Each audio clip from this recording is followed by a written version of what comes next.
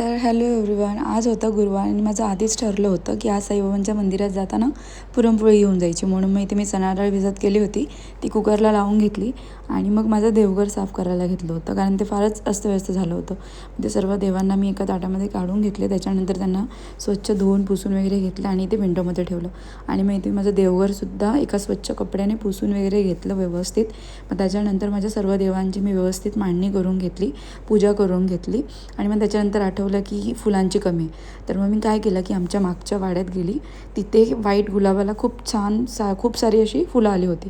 ती मी व्यवस्थित तोडून घेतली, मध्ये आली आणि सर्व देवांना एक एक करून व्यवस्थित फुलं लावून घेतली. आणि तुम्ही ते बघू शकताय की पूजा झाल्यानंतर फुलल्यानंतर माझं देवघर किती छान आणि सुंदर दिसते. आणि मग इथे माझी ऑलरेडी डाळसुद्धा शिजून झाली होती.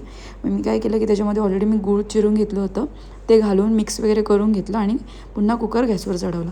आणि मग ते वेलची साफ करून मग त्याचीसुद्धा पावडर करून घेतली. आणि मग त्या शिजलेल्या चणा डाळ आणि गुळामध्ये मी वेलची पावडर आणि सुंठ पावडर घातली. सुंठ पावडर माझी मम्मी नेहमी घालत असते पुरणपोळीमध्ये, तिची ती सिक्रेट रेसिपी आहे आणि मी तिच्याकडूनच बनवायला शिकले. आणि ते मी पीठसुद्धा ऑलरेडी मळून ठेवलं होतं. आणि मग ते कुकरला थोडं लागायला लागलं होतं, म्हणून मग मी पुन्हा कढईमध्ये शिफ्ट केलं. आणि हा माझा असा अवतार झाला होता गरमीने. आणि हा वेदांश मला हैराण करत होता मध्ये मध्ये, मम्मा चल. आणि मग बघितलं तर ऑलरेडी ऊनं पण उतरले होते. मग माझे सर्व कपडे वगैरे वाळले ते काढून घेतले. आणि ते 3:45 झाले होते आणि खूप गरम होत होतं. म्हणून मग मी काय केलं की माझं सर्व सामान घेतलं आणि माझ्या रूममध्ये आली, कारण तिथे AC चालू होती. आणि ते वेदांशसुद्धा छान खेळत होता क्ले घेऊन. सो मग तो पण मला बघत हेल्प करत होता. मग इथे मी छान सर्व पुरणपोळ्या लाटून घेतल्या आणि एक एक करून भाजायला घेतल्या. आणि ते माझ्या सर्व पुरणपोळ्यासुद्धा भाजून झाल्या होत्या. आणि एवढा सारा भांड्यांचा पसारा पडला होता. ऑलरेडी आधीसुद्धा मी 3 वेळा भांडी घासली होती, तरी पसारा आहेच. भांडी वगैरे घासून मग मी काय केलं की एक पुरणपोळी घेतली आणि पहिले माझ्या देवघरामध्ये त्याचा नैवेद्य दाखवला. आणि ते माझ्या आत्या सासू येत्या, त्या मला वाल काढायला मदत करत होत्या. त्या बोलल्या की तू बाकीच्या कामावर, मी वाला काढते. तोपर्यंत मी झाडू पोछा वगैरे सर्व आवरून घेतला आणि ते वालसुद्धा काढून झाले होते. आणि मी ऑलरेडी भाजी तयारी केली होती, सो मग मी वालाची भाजीला फोडणी दिली. आणि मग इथे मी आले होती माझ्या रूममध्ये रेडी व्हायला. आणि ही झाली आहे मी रेडी, नॉर्मल सिम्पल सोबर अशी. त्या मिररमधून दिसत नव्हता माझा ड्रेस वगैरे, सो मग मी दुसऱ्या माझ्या ड्रेसिंग टेबलमधून माझा दाखवते की मी कशी दिसते लुक. आणि मग इथे फायनली ऋतूसुद्धा आली होती जॉबवरून, ती पण रेडी वगैरे झाली. मग मी आमची बुलेट घेतली, म्हणजे आमची स्कूटी घेतली आणि मग आम्ही निघालो होतो मंदिरात जायला. आणि ही आहे मी, कशी दिसते मी नक्की सांगा. आणि मग फायनली आम्ही इथे पोचलो होतो कोटीमला, साईबाबांच्या मंदिराकडे. आणि मग गाडीवर आम्ही उतरून वगैरे घेतलं. साईबाबांसाठी जो नैवेद्य मी घेतला होता तो घेतला आणि आम्ही इथे मंदिरात आलो.